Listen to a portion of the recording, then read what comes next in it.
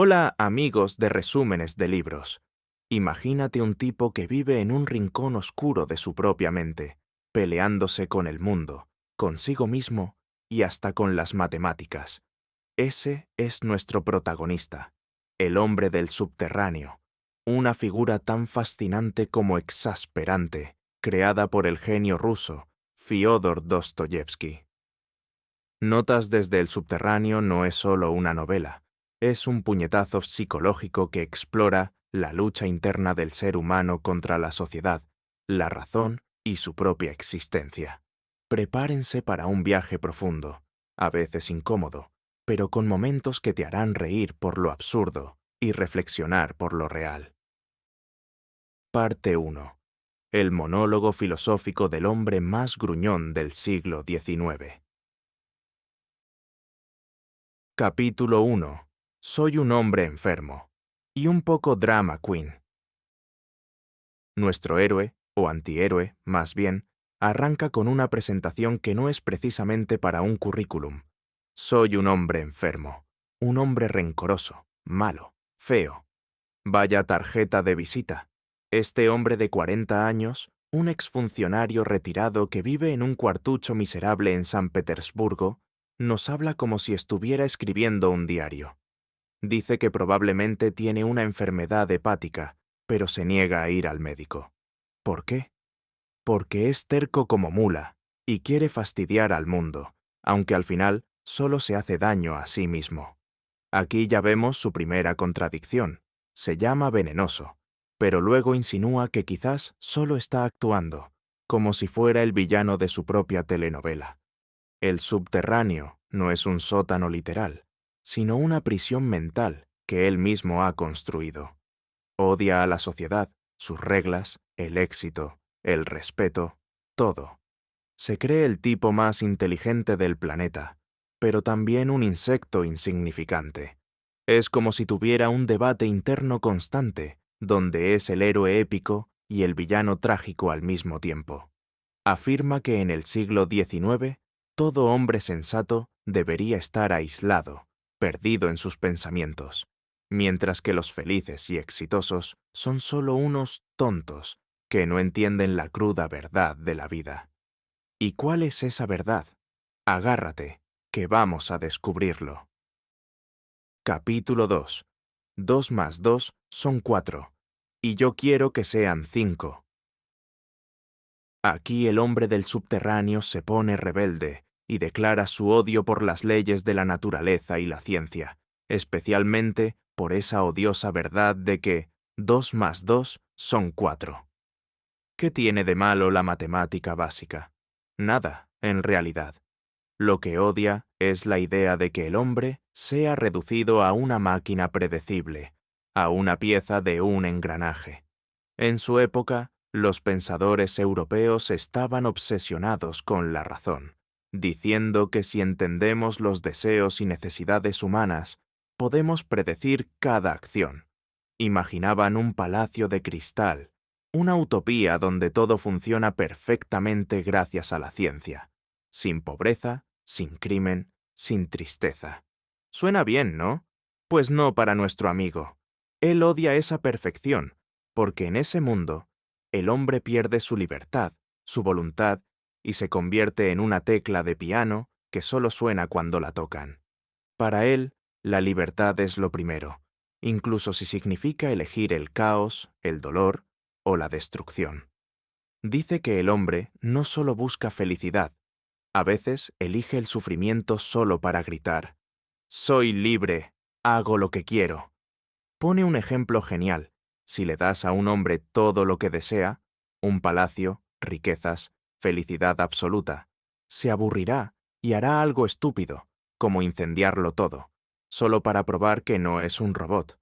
Su lema es: 2 más 2 son 4 está bien, pero decir que son 5 es mucho más divertido. Ese 5 es su bandera de rebeldía, su manera de decir: no me controlan tus reglas. Y, oye, en un mundo donde los algoritmos deciden qué ves en YouTube, ¿no te dan ganas a veces de hacer algo sin sentido solo porque sí? Capítulo 3.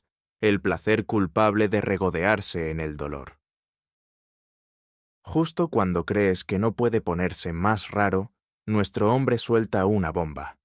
Hay placer en el dolor. Sí, lo oíste bien. No está hablando de un dolor de muelas cualquiera, aunque lo menciona, sino de un placer psicológico, casi masoquista. Cuando sufre, por ejemplo, con un dolor físico, sus gemidos no solo expresan dolor, sino que tienen un toque de veneno. Disfruta molestando a los demás, viendo cómo sus quejas perturban la paz de su familia o amigos. Es como si dijera, ¡ja! ¡Sufran conmigo! Pero va más allá. Habla del dolor emocional, como el de una humillación. Cuando alguien lo humilla, su cobardía le impide responder. Así que se va a casa y revive el momento una y otra vez, exagerándolo hasta que duele más que el original.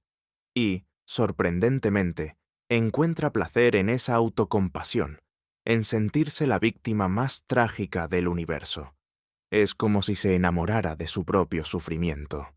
Dice que el dolor es prueba de que está vivo, de que es consciente. En un mundo obsesionado con la felicidad, elegir el dolor es su mayor acto de libertad. Incluso va más lejos. Afirma que el sufrimiento es la única fuente de la conciencia. Sin dolor, no estaríamos realmente despiertos. Es una idea loca, pero ¿no te ha pasado que revives un mal recuerdo y te hundes en él como si fuera una película triste que no puedes dejar de ver? Ese es el placer del que habla. Pero este placer lo atrapa en un ciclo tóxico. Siente dolor, lo disfruta, se avergüenza de disfrutarlo, y esa vergüenza le causa más dolor. Es un boleto directo a un subterráneo aún más oscuro. Capítulo 4. La enfermedad de entenderlo todo. Ahora llegamos al meollo de su problema, su hiperconciencia, o como él la llama, la enfermedad de entenderlo todo. Dice que estar demasiado consciente es una maldición. Un hombre común, un hombre de acción, no piensa demasiado. Ve un objetivo y va por él, sin dudar.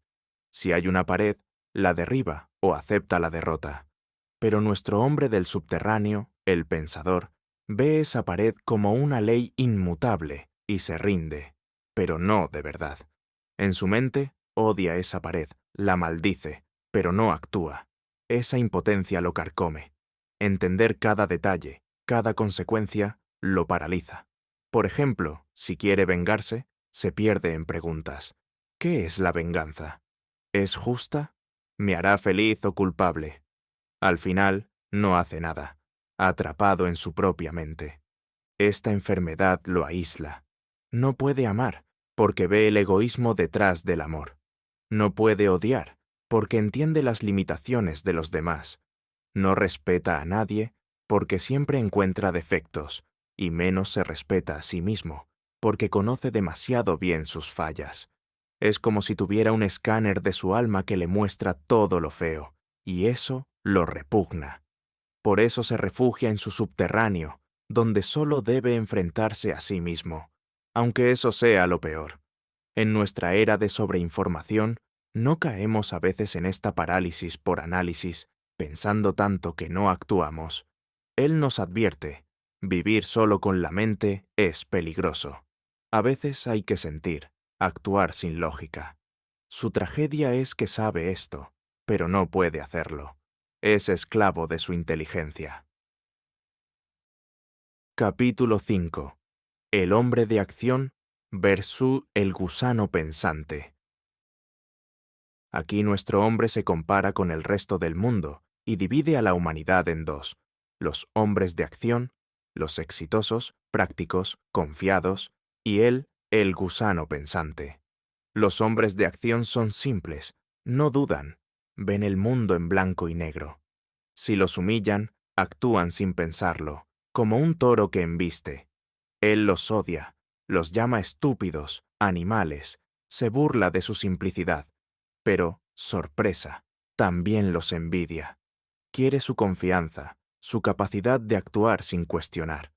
Los ve vivir con facilidad mientras él se ahoga en sus pensamientos. Se considera más inteligente, pero esa inteligencia es su kriptonita. Se compara con un ratón escondido en su madriguera, mientras los gatos, hombres de acción, dominan el mundo. Si un gato lo humilla, el ratón se refugia y se consume pensando, exagerando el dolor hasta que es insoportable, y luego se regodea en él. Dice que su conciencia lo hace un gusano, mientras que la estupidez de los demás los hace humanos. Es una verdad brutal. Está atrapado en un limbo donde no es ni un intelectual puro. Odia su cobardía, ni un hombre de acción. Se cree superior. Quiere vivir sin pensar, pero su mente no lo deja. Este conflicto es superactual. ¿No envidiamos a veces a los que encajan en el sistema mientras cuestionamos todo y nos quedamos al margen? Parte 2. Las historias de un pasado doloroso. Capítulo 6. El oficial y mi épica y patética lucha por el honor. Ahora el hombre del subterráneo nos lleva al pasado, a sus 24 años, para contarnos una historia que parece sacada de una comedia trágica.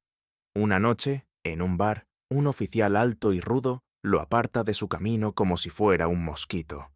Para el oficial fue un gesto insignificante, pero para nuestro héroe fue el fin del mundo. Su orgullo se hizo añicos, pero, siendo el cobarde que es, no dijo nada y se fue. ¿Olvidó el incidente?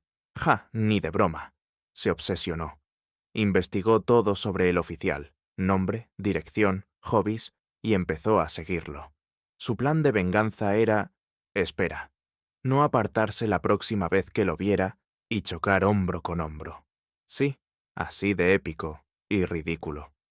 Pasó meses preparándose, compró un abrigo caro, con dinero prestado, practicó caminar con confianza, como si fuera a desfilar en una pasarela.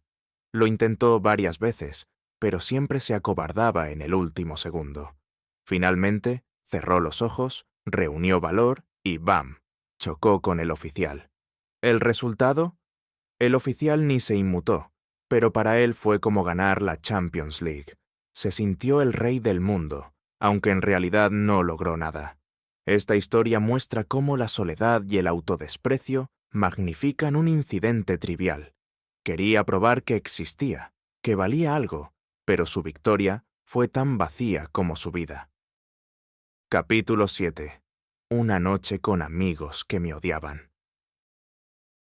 El siguiente recuerdo es aún más doloroso. Un día se encuentra con Simonov, un viejo compañero de escuela, y se autoinvita a su casa. Allí descubre que Simonov y otros amigos planean una fiesta de despedida para Zverkov, un tipo exitoso, guapo y todo lo que él no es. Lo odia desde la escuela, pero insiste en ir a la fiesta. Los demás no lo quieren, lo esquivan, pero él es tan terco que terminan invitándolo a regañadientes. ¿Por qué hace esto? Porque quiere enfrentarlos, mostrar que es alguien y tal vez, muy en el fondo, ser su amigo. Pero también quiere humillarlos. Es un caos de amor y odio en su cabeza. Llega una hora antes al restaurante, le dieron la hora mal y espera solo, sintiéndose como un mueble viejo. Cuando llegan, lo ignoran completamente. Hablan, ríen y él no existe. Intenta llamar la atención. Camina de un lado a otro. Habla fuerte. Hace brindis falsos. Insulta veladamente a Zverkov. Todo para probar que es más inteligente, pero solo se ve patético. Borracho, reta a Zverkov a un duelo. Grita desde la mesa, pero nadie lo toma en serio. Está ardiendo de rabia y humillación, pero también quiere que lo acepten. Cuando los demás se van a un burdel sin decírselo, se siente destrozado, pero corre tras ellos, dispuesto a humillarse más. Quiere vengarse, abofetear a Zverkov, pero también sueña que lo abrazarán y lo llamarán amigo. Es una contradicción desgarradora. Capítulo 8. Liza y mi fiasco como Mesías. En el burdel, sus amigos ya se fueron, y él se queda solo. Allí conoce a Liza, una joven prostituta callada y triste. No hace nada físico con ella. En cambio, su lado filósofo despierta. Primero intenta impresionarla con su genialidad, pero luego decide salvarla. Le da un discurso épico sobre la vida hermosa que podría tener, con amor y familia, y la aterra con un futuro sombrío, enfermedad, vejez y una tumba anónima. Habla con tanto fuego que Liza se quiebra y llora. Él se siente un héroe, un mesías, pero su compasión está mezclada con arrogancia. Le da su dirección y le dice, «Ven, te ayudaré». Se va, inflado de orgullo falso. Fuera, la realidad lo golpea. Se da cuenta de que todo fue una farsa, que no quiere salvar a Laida, sino demostrar su superioridad. Le aterra que ella venga a su casa miserable. Odia a Alita por mostrarle su verdadera fealdad. Imagina humillarla si aparece, diciéndole que todo fue una mentira. Quiere verla sufrir para sentirse poderoso. Días después, Lida toca su puerta. Su mundo se tambalea. ¿Será el Mesías o el monstruo? Capítulo 9. Cuando el amor llamó y yo le di con la puerta en la cara. Liza llega en el peor momento. Él está peleando con su criado por una tontería, en su estado más patético. La invita a entrar, pero está tan avergonzado que la ataca. Le grita que todo lo que dijo fue una mentira para burlarse de ella, que necesitaba desquitarse por las humillaciones de sus amigos. Descarga todo su odio, esperando que ella llore o lo insulte. Pero Liza no reacciona así. Ve más allá de su crueldad, ve su dolor y soledad. En un acto inesperado, lo abraza, ofreciéndole un amor puro que él nunca había conocido. Esto lo destruye. No puede aceptar tanto amor, no lo merece. Llora, confesando su pobreza, su fracaso, su fealdad. Por un segundo, parece que Lisa podría salvarlo. Pero su enfermedad regresa. Odia que ella lo haya visto vulnerable. Siente que ahora lo dominará, que será su eterno deudor. Cuando Lisa se va, hace algo cruel. Le pone dinero en la mano, recordándole que es una prostituta, que lo suyo fue solo un trato. Es el golpe más bajo. Lisa arroja el dinero y se va en silencio. Él se da cuenta de su error y corre tras ella, pero ya es tarde. Lita se pierde en la noche y con ella su única oportunidad de redención. Regresa a su cuarto, más solo y miserable que nunca. Capítulo 10. ¿Saldré alguna vez de esta oscuridad? De vuelta al presente, el hombre del subterráneo escribe estas notas, reflexionando sobre Lida. Evita pensar en qué fue de ella, incapaz de enfrentar su culpa. Dice que escribir no lo alivia. Es solo otro acto de hipocresía. Se dirige a nosotros, diciendo que todos huimos de la realidad, que todos tenemos un subterráneo, pero él al menos tuvo el valor de exponer su fealdad. Ha llevado todo al extremo, mientras nosotros vivimos a medias. Sus notas terminan de forma ambigua. Dice que no escribirá más, pero también que seguirá. Está atrapado. Quiere cambiar, pero no puede. La novela termina sin respuestas, dejándonos preguntarnos, ¿cambiará? Tal vez no, pues su hiperconciencia y autodesprecio son demasiado profundos. O tal vez escribir estas notas es el primer paso hacia la redención. Dostoyevski nos deja decidir. Capítulo final. Lecciones de un hombre atrapado en su propio sótano. Entonces, ¿qué sacamos de esta montaña rusa emocional? Aquí van las lecciones, con un toque de humor para que no nos deprimamos. Cuidado con pensar demasiado. La hiperconciencia del hombre del subterráneo lo paralizó. Analizar todo es genial para un examen, pero en la vida a veces hay que apagar el cerebro y dejar que el corazón decida. Si estás estancado por pensar 1000 veces antes de actuar, este tipo te grita, «Muévete, o acabarás como yo, hablando solo en un sótano». Valora las conexiones humanas. Liza le ofreció amor puro, pero él lo rechazó. La soledad nos vacía. Necesitamos amor, empatía, amigos de verdad, no los de Instagram. En un mundo donde todos estamos conectados pero solos, busca relaciones reales, esas donde compartes una pizza y un abrazo, no solo emojis. Acepta tus imperfecciones. Él se odiaba, pero no hizo nada por cambiar. Todos tenemos defectos, envidias, amarguras. No las escondas bajo la alfombra. Abrázalas como a un viejo amigo gruñón. Aceptar tu sombra es el primer paso para encontrar la luz. La libertad no es destruirte. Él veía la libertad como el derecho a hacerse daño.